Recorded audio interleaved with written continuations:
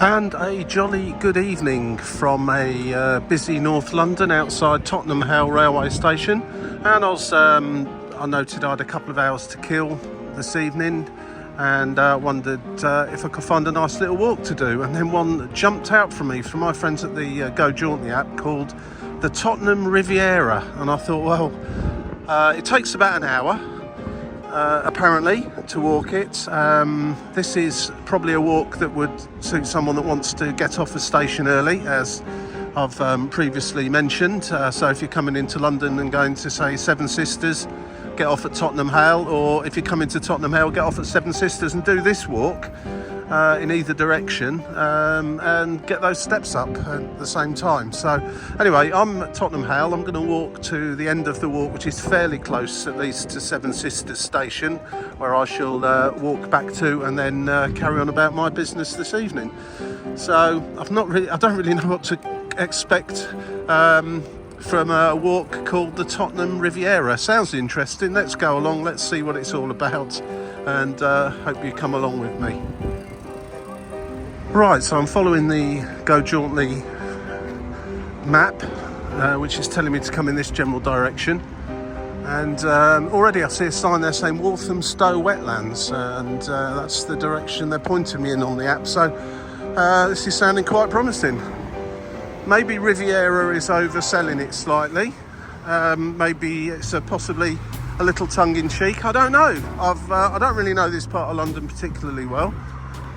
And I know it's a very busy urban area, so let's go and have a see what this Tottenham Riviera is all about. Well, the first place I seem to be coming to is a place called Hale Village, with some quite swanky looking apartment blocks that I'm sure cost an absolute fortune to buy or rent. They look very nice and very new. And the app is suggesting that this is a good area for a few half-decent bars and pubs and eateries. Well, I can see an Asda and a Tesco. It mentions a brewery just down here as well, so let's just go and have a look. That's what I like about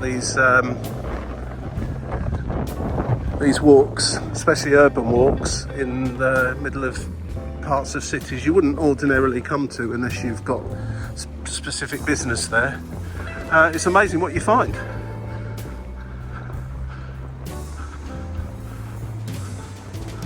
This is all very new. Last time I came to Tottenham, I don't recall it looking anything like this. So we're going to head along here. Still some apartments being built there by the looks of it. It's quite, yeah, as I say, it's quite a new area, newly developed. And there's a lot of accommodation shot up round here, that is for sure. And it looks like we're going to be going on the River Lee navigation. For those of you that don't know, the River Lee starts its life in Leagrave, near to Luton, and winds its way through Hertfordshire, through London, and eventually ends up in the River Thames, not all that far away from here.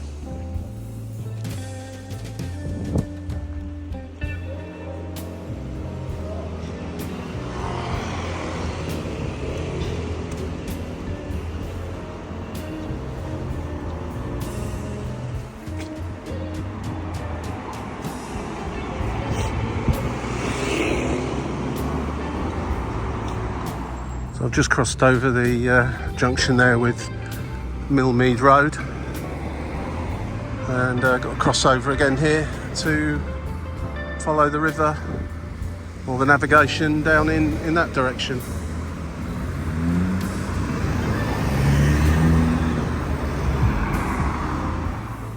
And there we have it. I guess we've arrived at the Tottenham Riviera already.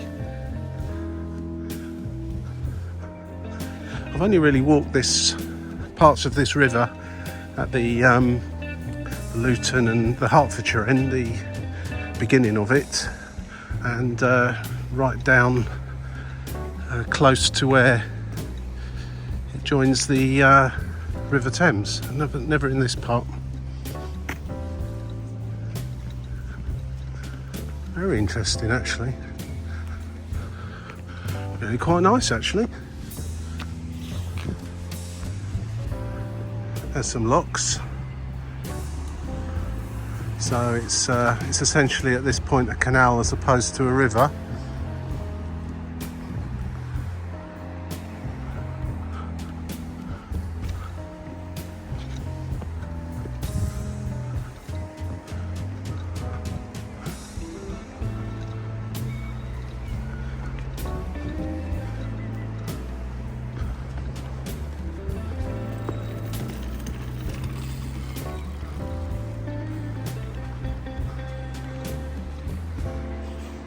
It's not the greatest sight to see, but I guess appears to be a river outlet just here, entering the canal, and this is scooping up all the garbage that's floated down the river, and there's a lot of it. That's pretty grim, but at least it's not getting into the canal. So I suppose this is the actual river, the River Lee. And this is the River Lee navigation, the part of it that's a canal and that boats can go up and down. Seems funny being at this end of it actually, when the other end of it goes straight through the middle of Luton, and a lot of garbage gets thrown into it there as well. I wonder how much of it actually makes it all the way down here. It's a shame, but there you go. Maybe some of it accidentally fell in the water, but certainly all of it didn't, as I frequently say. Anyway, on that slightly sad note, at least there's an effort there to try and stop it continuing on down, and I guess ultimately out into the River Thames and out to sea.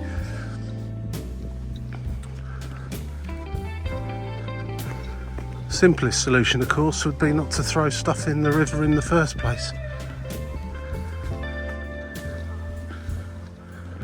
Wow, this is really quite nice, actually. I'm surprised at this. I didn't realise it was quite as pleasant as this.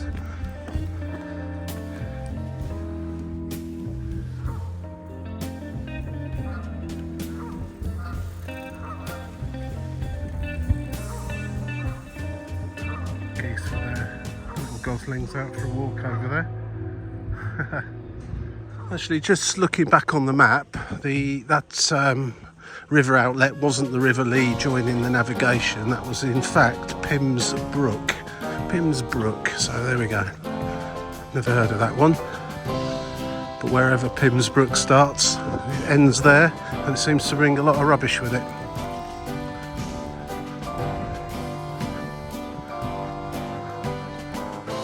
I have to say though, apart from that, it does look fairly clean along here, and reasonably well kept.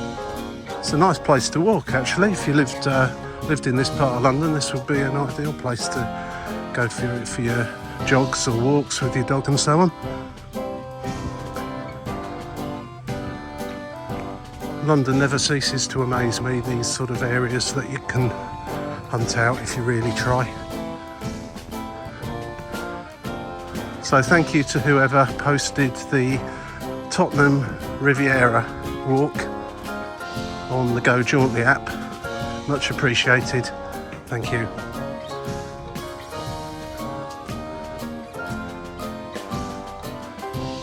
Of course, this isn't the countryside, this is a big city, so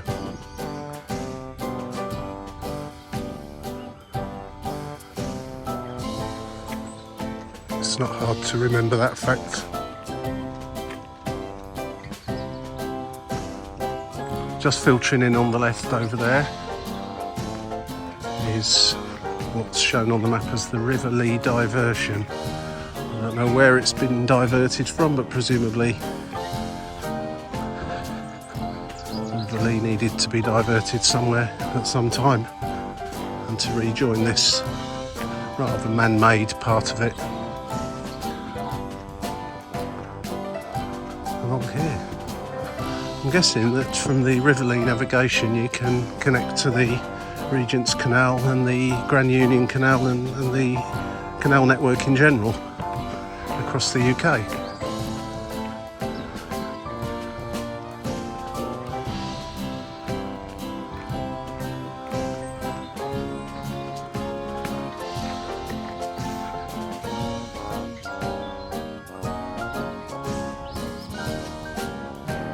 you really try hard and block out a lot of that background noise, you can hear the sound of the city in the background. You could be in the middle of the countryside here.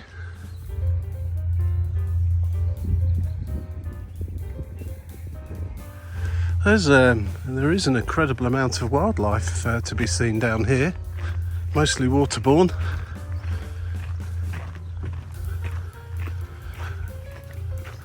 The walk from when I joined the towpath, I guess, to Markfield Park, I believe it's called, as the next port of call, is approximately 10 to 15 minutes.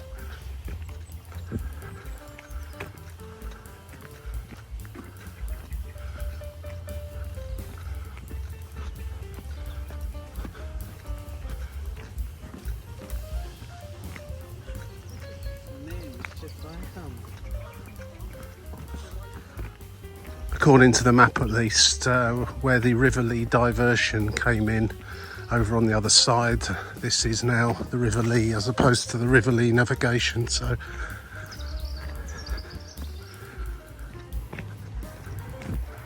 it's certainly a lot wider than the North Hertfordshire end of things, and Bedfordshire of course, where it starts.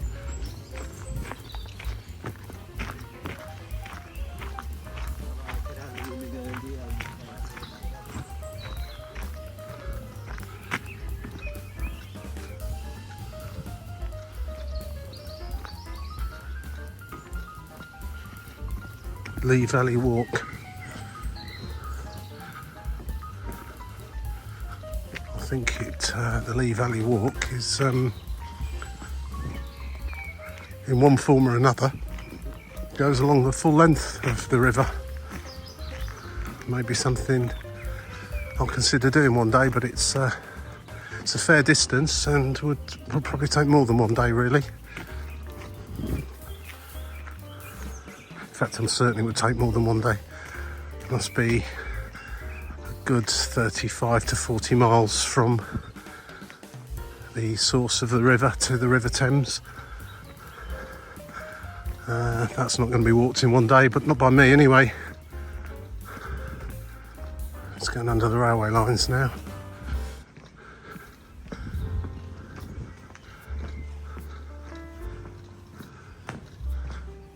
This is, I find this quite amusing actually. Just here, that's the River Moselle, emptying out into the Lee, and it comes from somewhere over there. The other River Moselle I know about is a very big one in Germany that empties out into the River Rhine in a fantastic place called Koblenz. And yeah, the River Moselle is like a slightly smaller version of the River Rhine if you've ever been along there. And Koblenz is the place where the two rivers meet, and it's an interesting city.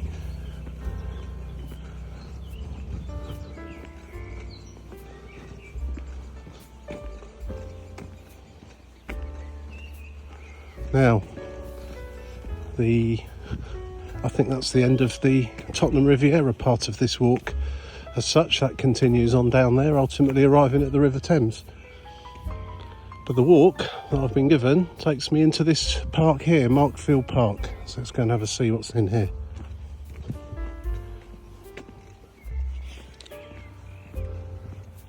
According to the information I have here, this park was opened in 1910. Or no, yes, well, round about that, and renovated and made to be more user-friendly and a decent green space for this part of London, which is certainly at a premium. Oh, that's interesting over there. I wasn't wondering what was over the top of this graffiti concrete area. 2010, it had a lot of money spent on it, and these areas of London are vital. You've got the royal parks, which are kept in pristine condition most of the time. Some of the lesser parks, often not quite so. but they are important to the people that live in those areas. You can see there's some football pitches over there. Again, vital for the people of this area.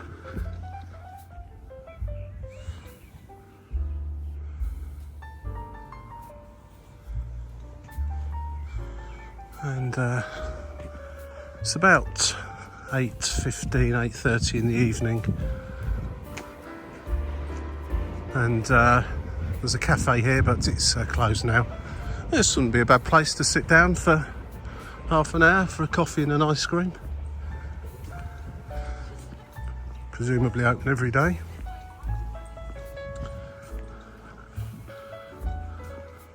Quite a big cafe as well. And a rose garden. What's this? Well, this is interesting me. I'm going to have to go around and have a look at this. It's like some sort of museum or...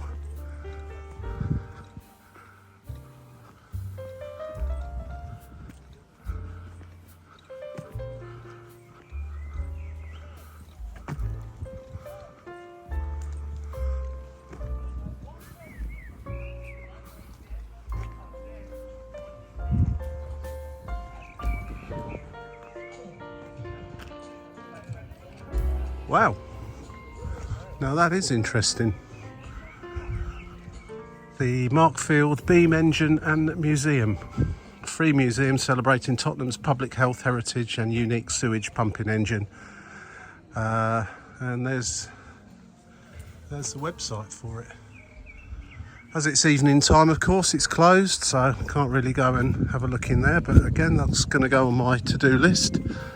Along with the Brunel Museum that I've visited recently, or I visited when it was got to it when it was closed, but I'm going to go back to down in Shoreditch. There's a lot of yeah, it's just a good place for people to congregate and look at the graffiti and so on. Interesting. Very interesting. I should be back here.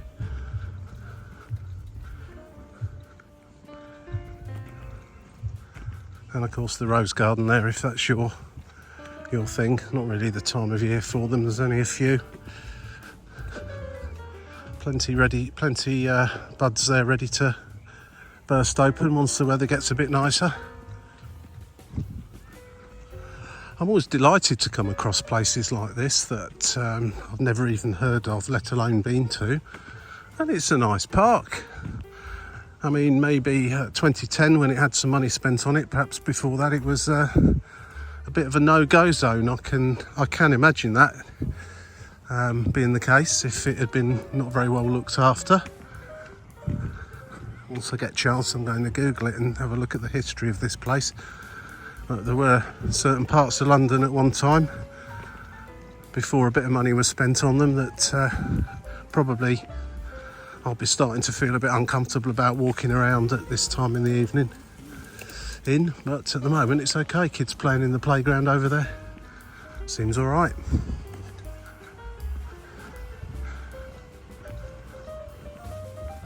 Well, that's the end of the park. I'm going to head out now in this general direction.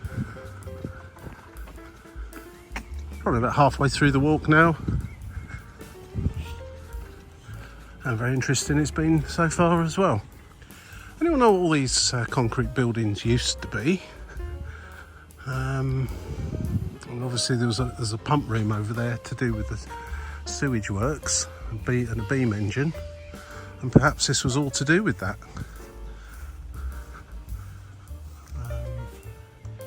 Just basically it's been turned into an area where it seems to be okay to do some graffiti, do some street art and hang around. There's a skate park just up there that's been created from the remnants of all of this.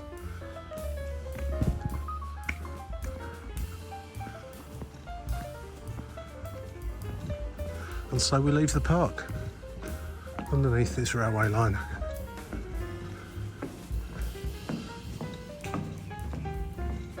And once we're out of the park, which is back through under that railway bridge, just into a sort of an industrial area really, with a mixture of industrial buildings and things like gyms and one or two other businesses knocking about down here.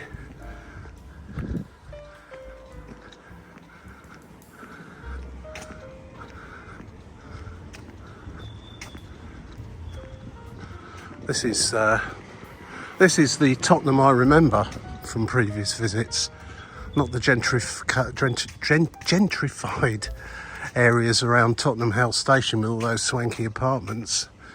That's not what I remember from my last visit here. And I certainly don't remember a park kept in that nice condition, and the River Lee and River Lee navigation. The bit further down towards the Thames was never very nice, but that's nice now, so I'm presuming it's been updated and upgraded and improved all along, right the way through this part of London.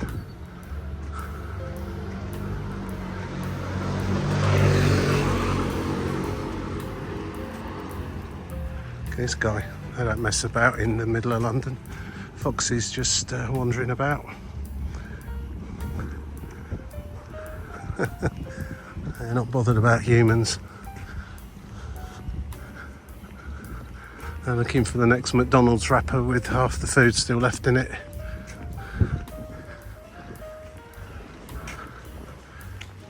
As far as the Tottenham Riviera part of the walk goes, that was thoroughly enjoyable, as was the walk around the park. Back to sort of more urban environment here with street art and a bit more noise and traffic. I'm going to continue this video on though to Seven Sisters Station, where I'll be rejoining the underground and heading on my way. It's not particularly far from here, but as far as the routing on the maps on the app, I should say, is concerned, more or less at the end of it now. Just at the end of Markfield Road, and just over there is the end of the walk called Tottenham Riviera. We'll continue along, see what we see between here and Seven Sisters Station. Starting to get a bit dark now. There's not a huge amount to see, I shouldn't think, but let's carry on anyway. And Mannion's Prince Arthur, a highly recommended pub by all accounts.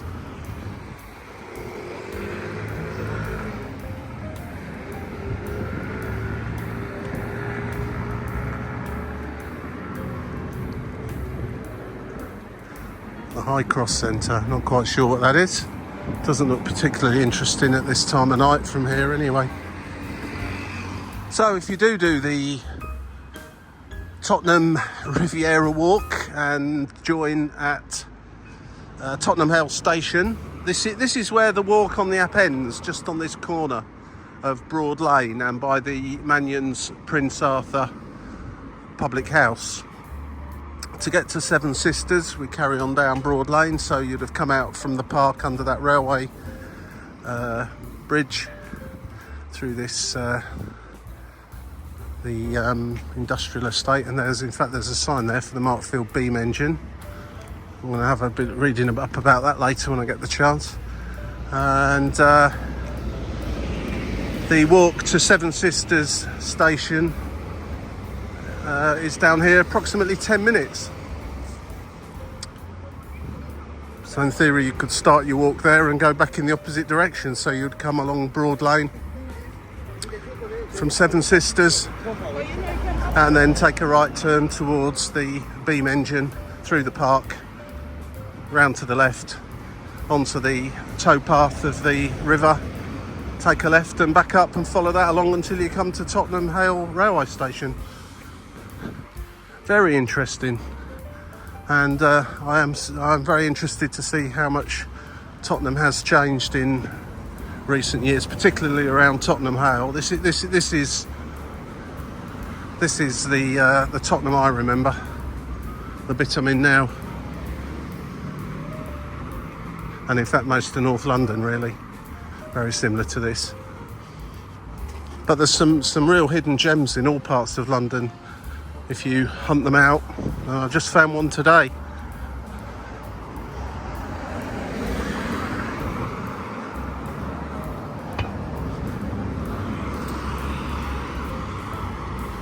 This is one thing I love about London. You can usually grab yourself some food at more or less any time of the night and day. There's another fox. Is that the same one? Is he following me? Looks the same. Looks mangy like the one I saw. Okay. Hello.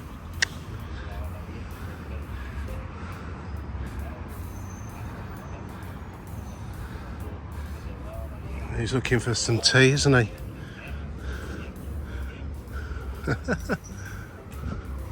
Look at this place. That's an impressive fruit and veg display.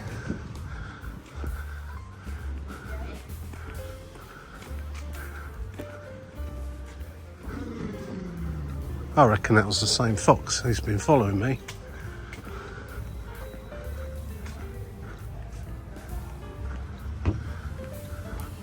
Just crossing over Walton Road now and Hanover Road on the other side.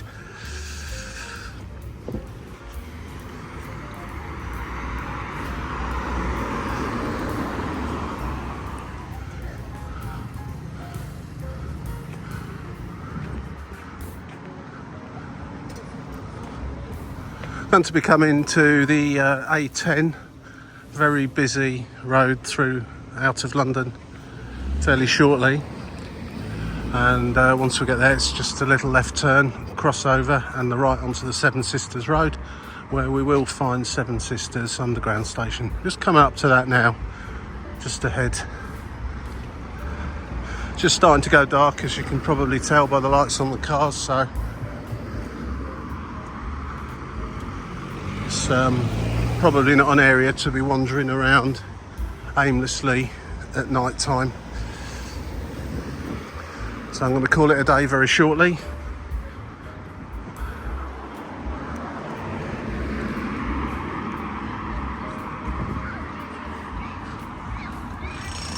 Right, so that's it. We've reached the busy A10 and extremely noisy A10 as well.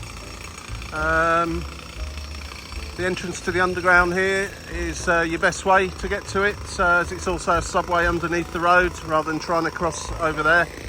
The tube station's just down the Seven Sisters Road over there. And I'll call it a day. If you enjoy these walks or want to see some more, I've got plenty more urban walks from A to B, stopping short, walking to the next station, all that sort of stuff, and some walks in overseas places, in various places all around the world. If you want to see some of them, press subscribe and you'll get notified when I put some more up. So thanks for watching, hope you enjoyed this. If you've got this far, you probably did like it, so click the like button too, and I hope you enjoy some others very soon. Cheers now. Oh, and now they've stopped drilling. Great. Oh, there we go again. Have a nice evening.